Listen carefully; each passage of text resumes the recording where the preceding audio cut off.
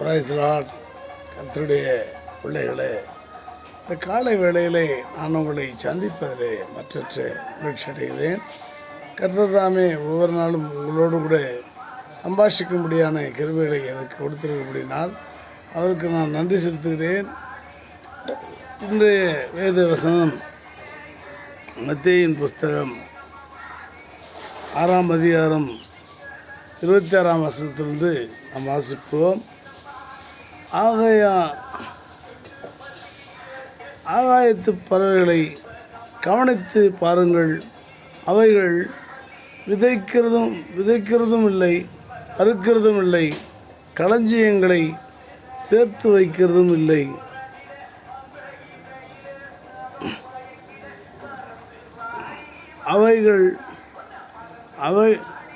அவைகளையும் சேர்த்து வைக்கிறதும் இல்லை. அவைகளையும் உங்கள் பரமபிதா பிழைப்பூட்டுகிறார். அவைகளை பார்க்கிலும் நீங்கள் விசேஷித்தவர்கள் அல்லவா? கவலைப்படுகிறதுனாலே உங்களில் எவன் தன் சரீர அளவோடு ஒரு முழத்தை கூட்டுவான்? உடைக்காகவும் நீங்கள் கவலைப்படுகிறதென்ன? காட்டு புஷ்பங்களை கவனித்து பாருங்கள், அவைகள் உழைக்கிறதும் இல்லை, நூற்கிறதும் இல்லை என்றாலும் சாலமோன் முதலாய் சர்வ மகிமையினாலும் அவைகளில் ஒன்றை போலாயிலும் உடுத்திருக்கிறதில்லை என்று உங்களுக்கு சொல்லுகிறேன். அற்ப விசுவாசிகளே, இன்றைக்கு இருந்து நாளைக்கு அடுப்பிலே போடப்படும் காட்டு பறவைகளுக்கு தேவன் இவ்விதமாய் உடுத்துவித்தால் உங்களுக்கு உடுத்துவிப்பது அதிக நிச்சயம் அல்லவா? ஆகையால் எண்ணத்தை உண்போம், எண்ணத்தை குடிப்போம், எண்ணத்தை உடுப்போம் என்று கவலைப்படாதிருங்கள். அல்லேலூயா. ஆண்டவர் இந்த பதிவிலே தானே மிக அருமையாலே சொல்லுகிறார், கவலைப்படுகிறதுனாலே எவன் தன் உடம்பிலே ஒரு முழத்தையாவது கூட்ட முடியுமா? குறைக்கத்தான் முடியும். நாம் கவலைப்படுகிறதுனாலே நம் உடம்பிலிருந்து, சரீர அளவிலிருந்து, நம்முடைய உற்சாகத்திலிருந்து, நம்முடைய உத்தியோகத்திலிருந்து கொஞ்சம் குறையுமே தவிர அது கூட்ட முடியாது.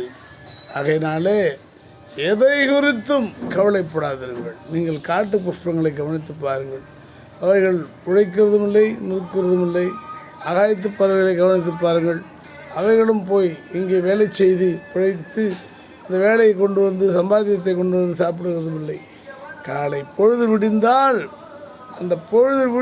அவர்களுக்கு தேவையானவர்களை ஆண்டவர் அவர்கள் கொடுத்து கொண்டே இருப்பார்.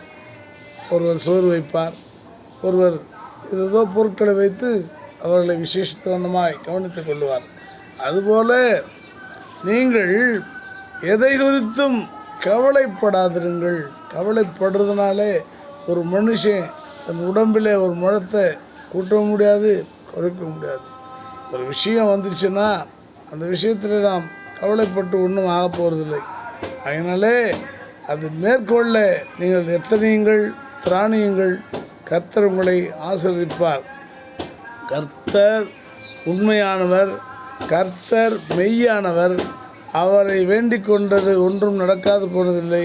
கர்த்தர் அவர்களை செய்ய கவனமாக இருப்பவர்.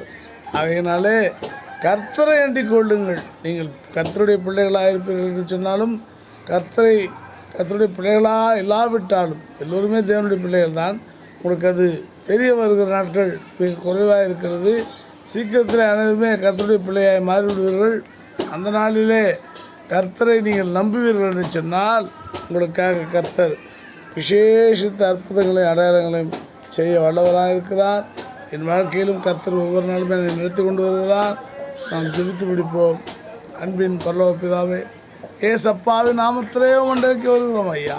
ஒவ்வொரு நாளும் நாங்கள் ஜெபிக்கிறோம், துதிக்கிறோம். ஆண்டவரே, கர்த்தாவே, பிள்ளை ஆண்டவரே நின்று அது ஆண்டவரே அவர்களை விட்டு போகுமானால் மனம் வேதனையும் துக்கமுமாக இருக்கும். மறுபடியும் அவர்களுக்கு கர்ப்பம் தரிக்க கிருபை செய்யுங்க, பலப்படுத்துங்க, காத்து கொள்ளுங்க. ஒவ்வொருவருக்காக நான் ஜெபிக்கிறேன். என் இருதயத்தில் யாரெல்லாம் இருக்கிறார்களோ, என் இருதயத்தில் இல்லாதவர்கள் இருக்கிறார்களோ அவர்களுக்காக நான் ஜெபிக்கிறேன். அருமையான பெண் பிள்ளைகள் திருமணம் ஆனவர்களுக்கு பிள்ளை வரங்களை கொடுங்கப்பா, சீக்கிரத்திலே கொடுங்க. இந்த குடும்பம் ஆண்டவரே மகிழ்ச்சியாக இருக்கட்டும்ப்பா, பலப்படுத்துங்க ஆண்டவரே. எத்தனையோ பேரின் பதிவை தினந்தோறும் பார்க்கிறார்கள் ஆண்டவரே. திருத்தணியிலிருந்து ஒரு அலுவலர் லட்சுமி அம்மா அவர்கள் என்னுடைய பதிவை தொடர்ந்து பார்த்து கொண்டே இருப்பார். எப்படி இவ்வளோ அழகாக பேசுகிறீர்கள், நீங்கள் எப்படி இதை கற்றுக்கொண்டீர்கள் என்று என்னிடத்தில் அடிக்கடி கேள்வி எழுப்புவார். அதே போல் அந்தமானந்து ஒரு சகோதரி, நீங்கள் பேசுவதை பார்க்கும் பொழுதே எனக்கு சந்தோஷமாக இருக்கும் என்று சொல்லுவார். இங்கே ஒரு அமராவதி என்ற சகோதரி, இங்கே ஒரு சீதாராமன் என்ற சகோதரன் தினந்தோறும் இந்த பதிவை போடுவதனாலே என் மனம் மகிழ்ச்சியாக இருக்கிறது என்று ஒரு ஆசிரியர், சீதாராமன் என்கிற ஆசிரியர் சொல்லுவார். இன்னும் அநேக நண்பர்கள் என்னிடத்தில் சொல்லுவது உண்டு. அந்த பதிவை போடும் பொழுது அவர்களுடைய உள்ளங்கள் மகிழ்கிறது. கர்த்தர் அவளை ஆசீர்வதிப்பாராக, பலப்படுத்துவீராக, பார்த்து வழிநடத்துவீராக. இயேசு கிறிஸ்து நாமத்தில் ஜெபிக்கிறேன் பிதாவே. ஆமென், ஆமென், ஆமென்.